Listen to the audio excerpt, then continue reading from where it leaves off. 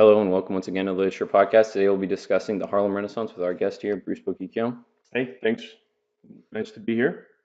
For our listeners who aren't aware, I'll give a brief summary of what this movement was before continuing.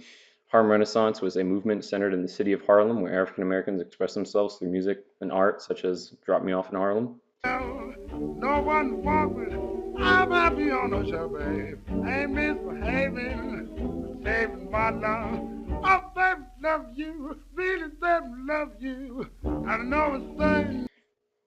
Yeah, the music during this period had a major impact. Not only dropped me off in Harlem, but also some of the major musical changes in jazz, including the introduction of piano and the piano style that became known as the Harlem Stride.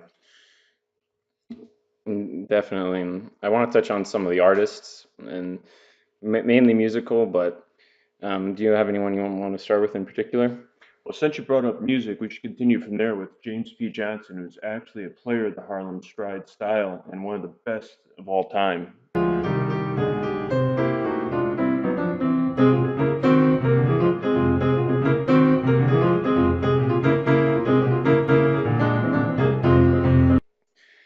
Johnson was accomplished for his time and really started the Harlem Stride style in its entirety and had a number of great tracks and recorded with Bessie Smith, who was also a very popular singer at the time. More importantly, in my mind, was how much he ended up influencing Duke Ellington. Ellington ended up following a lot of his examples, and even though Johnson pioneered the style, Ellington really took it further and really, I mean, he didn't have as Johnson didn't have as much financial backing as Ellington did, for example. Didn't have as many Of people course, supporting him, but I mean, he really did start the movement. So yeah, even though he still was a truly great artist and displayed his music, writing in his pieces. Speaking of great music writers, how about Fats uh, Fats Waller? he He was was a great music writer for the time, and another student taught from Johnson. His influence really heavily impacted the Harlem Swing, and it was heavily impacted by the Harlem Swing, from his mentor.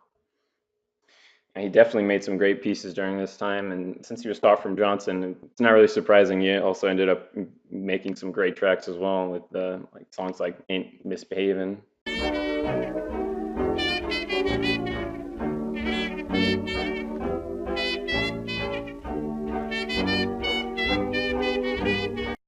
Yeah, that was an impactful, very popular piece of the time. Even better was the fact that he collaborated with other great musicians like Louis Armstrong and Andy Razif, who made songs like "Ain't Misbehavin'." Yeah.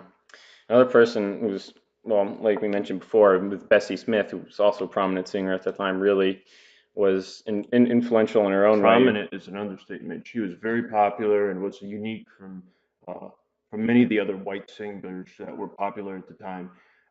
She stood out at a full 6 feet tall and was a hearty drinker. This obvious wasn't seen well by many, but she still sold many copies of her hit song "Weepin' Willow Blues." So that's sadly all we got time for tonight, but I thank everyone for tuning in. I hope to see you next time. Maybe it's too harsh.